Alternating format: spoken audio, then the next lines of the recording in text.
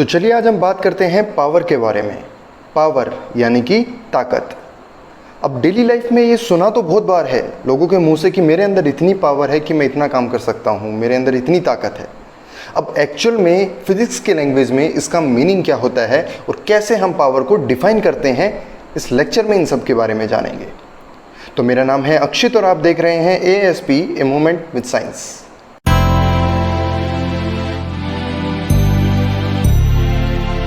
अब लेक्चर शुरू होने से पहले मैं बेटा आपके साथ एक चीज़ डिस्कस करना चाहूँगा। कुछ बच्चों के डाउट्स थे कि सर अब बोर्ड पे कंटिन्यू कीजिए, ये वाले मेथड से थोड़ा कम समझ में आता है। लेकिन मेजॉरिटी बच्चों के ये डाउट थे कि सर जब बोर्ड पे पढ़ाते हो तो हमें नोट्स बनाने में थोड़ी सी प्रॉब्लम आती है।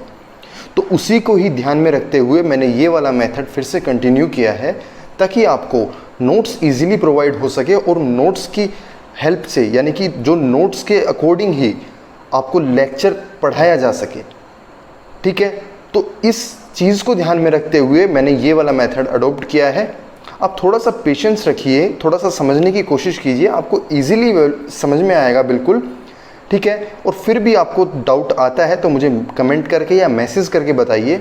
जो भी मेजॉरिटी बच्चों का वो होगा, डिसीजन होगा, तो उसी के अकॉर्डिंग हम काम करेंगे। ठीक है, आप कोशिश कीजिए, आपको बिल्कुल समझ में आएगा ये टॉपिक भी, मतलब ये वाला मेथड भी।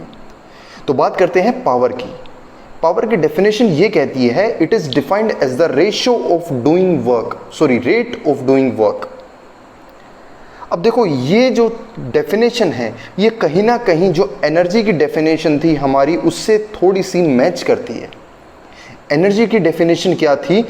एनर्जी होती है इट इज द कैपेसिटी और the ability to do work, यानी कि उसमें भी वर्क का काम बात आई थी, पावर में भी वर्क की बात आई है, दोनों में वर्क की बात आई है। लेकिन आपने छोटे से डिफरेंस को समझ लिया तो आपको पावर और एनर्जी के बीच का डिफरेंस समझ में आ जाएगा। वो डिफरेंस क्या है? एनर्जी कहती है it is the ability to do the work, कि एक ऑब्जेक्ट, एक बॉडी या किसी भी पर्सन के अंदर कितनी एबिलिटी है काम करने की, कितनी क्षमता है। और पावर कहता है rate of doing work. Rate का यहाँ से मतलब है कि वो कितने कम टाइम में कितना ज़्यादा काम कर पाता है। ठीक है, यानी कि एनर्जी जो है उसका टाइम से लेना देना कोई नहीं था। एनर्जी के केस में हमें देखना कि टोटल काम कितना ज़्यादा हो पा रहा है। पावर कहता है कि कितने कम टाइम में काम हो पा रहा है। ठीक है, अगर आपको अभी भी नहीं समझ में आया तो एक एग्जाम्पल लेके चलते हैं। देखो बिल्कुल आराम से समझ में आएगा, बिल्कुल मन शांत करके पढ़िए। दो बंदे हैं, एक A है और एक B है। दोनों को हमने 10 बॉक्स दे दिए, डब्बे दे दिए दोनों को। इसको भी 10 डब्बे दे दिए, इसको भी 10 डब्बे दे दिया। बोला दोनों को कि इनको ये डब्बे उठा के यहाँ पे बीच में रखने हैं। ठीक है भाई, बिल्कुल आराम से समझते जाइए। दोनों को 10 डब्बे दे दिए और बोला कि आपको ये 10 डब्बे यहाँ से उठा के यहाँ पे रखने हैं और इनको यहाँ से उठा के यहाँ पे रखने हैं। ठीक है, पहले काम करता है ए ने काम क्या किया? उसने 5 डब्बे उठाए, 5 डब्बे उठाए और यहाँ पे रख दिए। इस काम के लिए उसने लिए 10 मिनट। कितना काम किया? 5 डब्बे उठा के रखे और काम किया 10 मिनट में। इसने बोला कि भाई मेरा इतना ही था, मैं बिल्कुल थक चुका हूँ, मेरे को 5 डब्बे रखने थे, मैंने रख दिए, अब इससे ज़्यादा मेरे से नहीं हो पाएगा। ठीक है, अब बारी आती है बी की। बी क्या कहता है कि हाँ, बी ने सारे डब्बे उठा के यहाँ पे रख दिए 10 के 10। ठीक है, लेकिन बी ने टाइम लिया 1 घंटा, यानी कि 60 मिनट। बी ने टाइम लिया 60 मिनट का। अब फर्क आप देख रहे हो, इसने 5 डब्बे रखे लेकिन कम डब्बे रखे, लेकिन टाइम कम लिया। इसने डब्बे पूरे रख दिए लेकिन टाइम बहुत ज़्यादा ले लिया। अब फर्क समझने की कोशिश करो। अगर इसने 5 डब्बे 10 मिनट में रखे हैं और इसने 10 डब्बे 60 मिनट में, यानी कि इसने 5 डब्बे कितनी देर में रखे? 30 मिनट में। आया समझ में? अगर इसके 10 60 में है तो 5 कितने हैं? 30 मिनट में। अब कंपेयर कर सकते हो, इसके 5 कितने में थे? 10 मिनट में। इसके 5 कितने हैं? 30 मिनट में। यानी कि कम टाइम में उतना काम किसने किया ज़्यादा? ए ने काम किया। टाइम कम किसने लिया? ए ने। लेकिन क्या ए ने पूरा काम किया? नहीं। काम किसने ज़्यादा किया ओवरऑल? बी ने। यानी कि हम कह सकते हैं कि जो ए और बी की बात थी, ए ने काम किया कम टाइम में, यानी कि उसकी जो पावर है वो ज़्यादा है क्योंकि कम टाइम में ज़्यादा काम।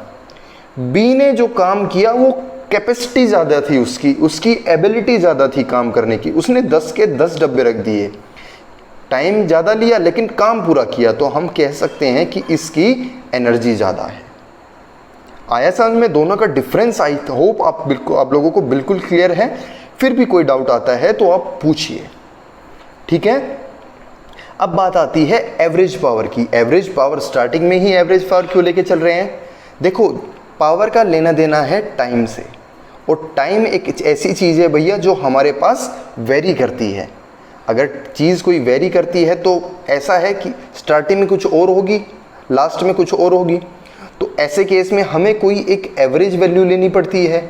जैसा कि हमारे क्लास में जो बच्चों के मार्क्स आते हैं, किसी के 60% है, किसी के 90% है, फिर हम लेते हैं एवरेज, क्लास के एवरेज मार्क्स उसके बीचों बीच आते हैं कहीं पे, ठीक है। तो ऐसे ही हम बात करते हैं एवरेज पावर की। एवरेज पावर का फॉर्मूला होता है work done upon time taken, कितना काम किया और कितने टाइम में किया, ठीक है। इसे हम बुलाते हैं पावर या फिर एवरेज पावर, ठीक है। अब हमने ये क्वांटिटी पढ़ ली, तो हमारा नेक्स्ट काम होता है कि इसकी यूनिट्स के बारे में हम पढ़ें। उससे पहले हम एक चीज़ जान लेते हैं कि पावर कैसी क्वांटिटी है, क्या ये स्केलर है या वेक्टर है। इसके फॉर्मूला से ये चीज़ क्लियर हो जाएगी। देखो, पावर होता है वर्क अपॉन टाइम। वर्क कैसी क्वांटिटी है? वर्क याद करो क्या होता है, F.S, यानी कि ये होता है एक डॉट प्रोडक्ट, और डॉट प्रोडक्ट कैसा होता है, एक स्केलर क्वांटिटी होती है, यानी कि ऊपर वाली क्वांटिटी स्केलर। टाइम कैसा है, क्या टाइम डायरेक्शन पे वेरी करता है, डायरेक्शन पे डिपेंड करता है? नहीं करता, यानी कि ये भी कैसा है, scalar quantity. Scalar bye scalar, तो पावर क्या आ गया, स्केलर क्वांटिटी, ठीक है। अगर आप किसी चीज़ के बारे में भूल जाओ ना कि ये स्केलर थी या वेक्टर, आप उसके फॉर्मूला पे जाओ, वहाँ से आपको पता लग जाएगा अगर ये स्केलर है या वेक्टर है, ठीक है। It is the ratio of two scalar quantities, that's why it is a scalar quantity, ठीक है। अब नेक्स्ट चीज़ आती है आपके पास डायमेंशन ऑफ पावर। डायमेंशन निकालने के लिए, डायमेंशन हम किन फॉर्म में निकालते हैं, MLT, ये जो होता है इनकी power, 1 power, 2 power, 3 power, in terms में हम निकालते हैं किसी भी क्वांटिटी की डायमेंशन। अब अगर हमें पावर की डायमेंशन निकालनी है तो हम क्या करेंगे, P लिख के हम ऐसा ब्रैकेट लगा देते हैं ना, इसका मतलब होता है कि हम डायमेंशन लिख रहे हैं। तो पावर की डायमेंशन, फॉर्मूला पे जाओ, वर्क की डायमेंशन अपॉन टाइम की डायरेक्शन। वर्क की डायमेंशन आप अभी पहले पढ़ के आए हो कुछ चैप्टर्स पहले, कुछ लेक्चर्स पहले, ML2T-2। टाइम की क्या होती है, T की पावर 1, ये मैंने गलती से -1 लिख दिया, आप 1 कर लेना इसको, ठीक है। T की पावर 1, पावर जब ऊपर जाएगी, यानी कि T जब ऊपर जाएगा तो इसकी पावर हो जाएगी -1, T की पावर -1 इंटू T की पावर -2, तो ओवरऑल क्या हो जाएगा, मल्टीप्लाई में है वेरिएबल तो पावर ऐड हो जाएगी, यानी कि -2 और -1, ठीक है। तो क्या हो जाएगा, -3, तो ओवरऑल कितना आ जाएगा, ML2T-3। ये आ गई आपकी पावर की डायमेंशंस। अब भैया ये पता लग गया कि ये एक स्केलर क्वांटिटी है, दूसरा ये पता लग गया कि ये एक, इसकी डायमेंशन क्या होती है। अब बात आती है कि पावर की यूनिट क्या होती है। यूनिट ऑफ पावर क्या होती है, ये होती है वोट।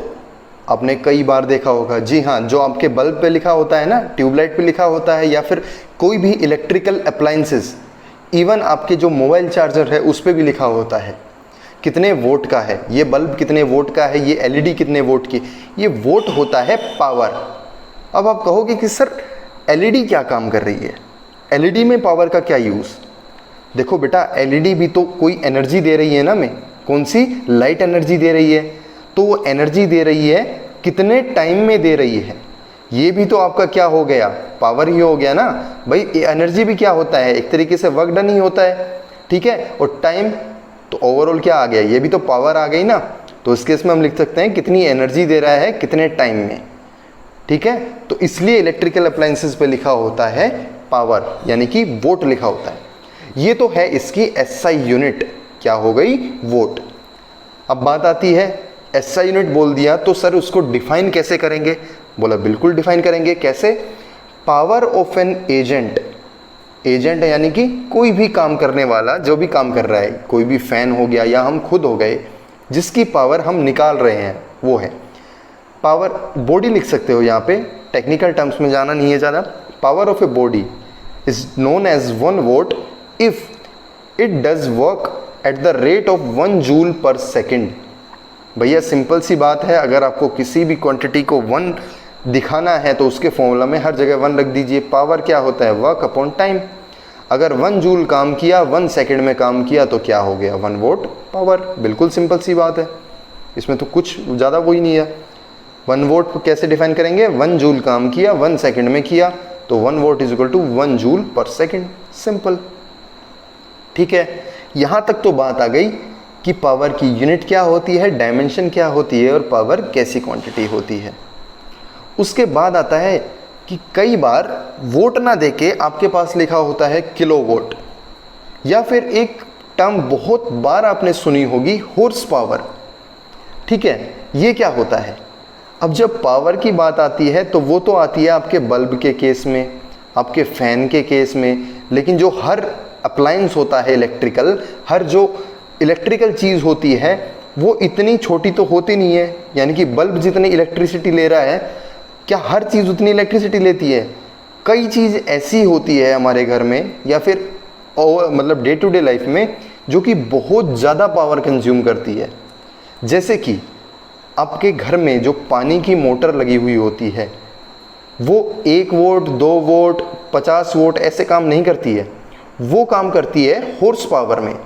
आप अपनी मोटर पे, पानी की मोटर पे, कल कोई में घर में बड़ा है तो उनसे पूछना या फिर खुद चेक करना, आपकी जो पानी की मोटर होती है वो होती है 0.5 हॉर्स पावर की, 1 हॉर्स पावर की, ऐसे करके होती है।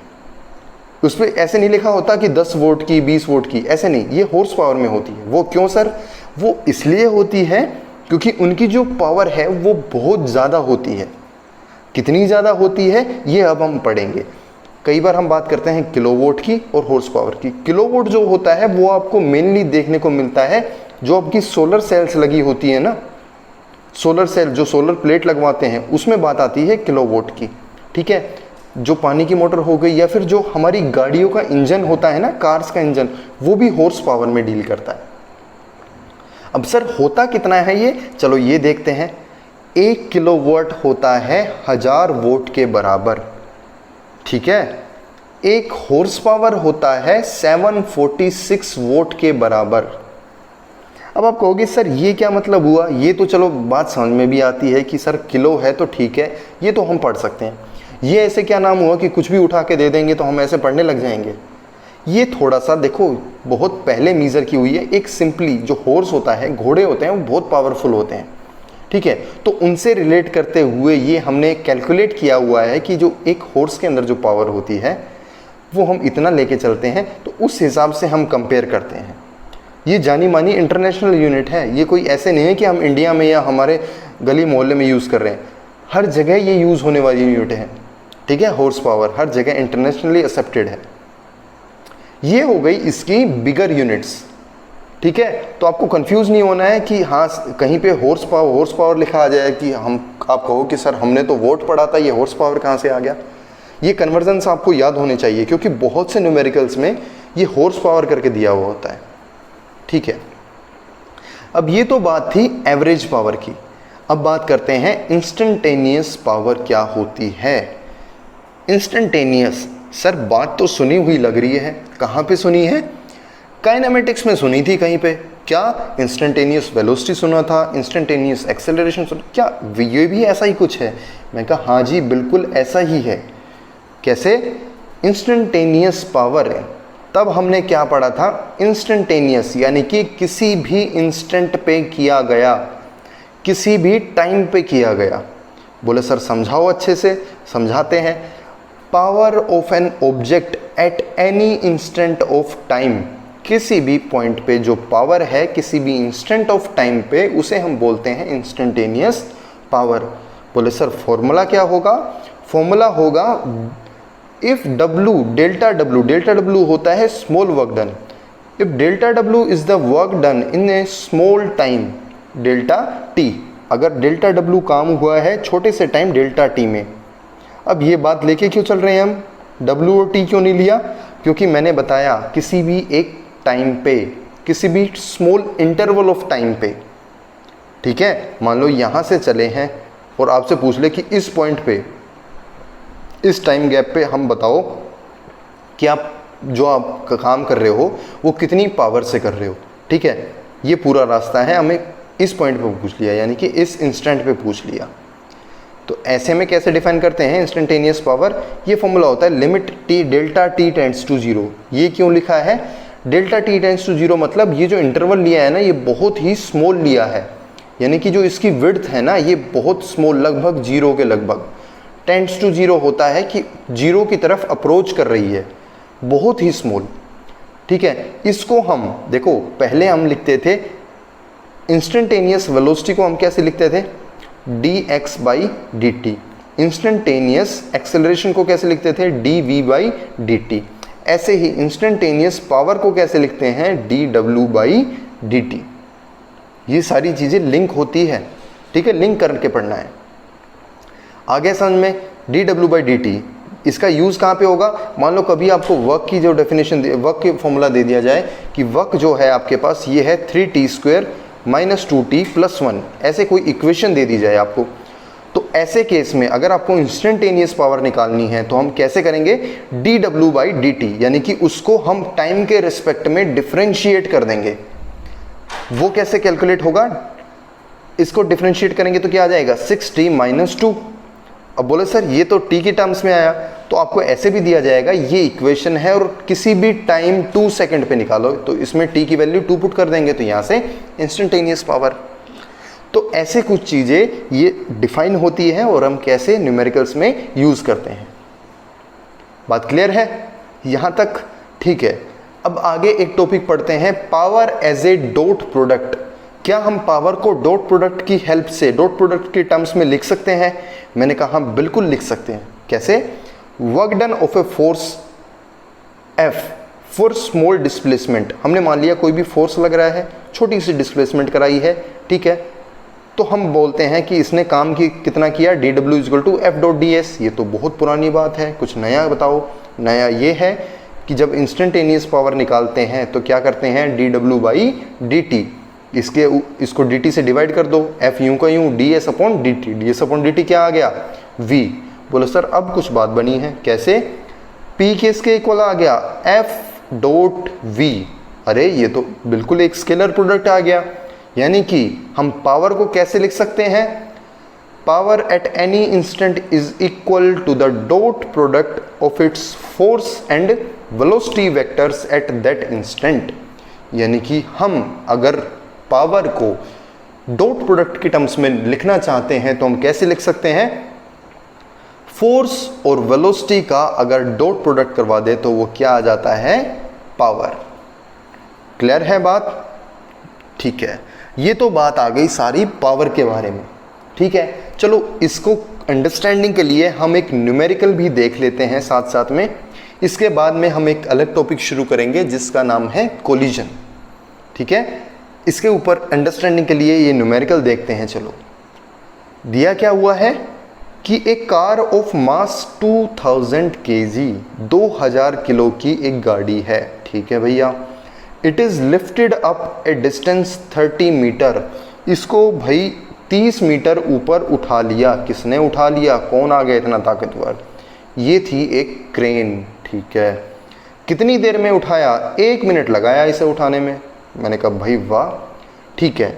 एक दूसरी क्रेन होगा और आ गई, किसने कितना टाइम लिया, इसने सेम काम किया, लेकिन इसने काम किया वो 2 मिनट के अंदर।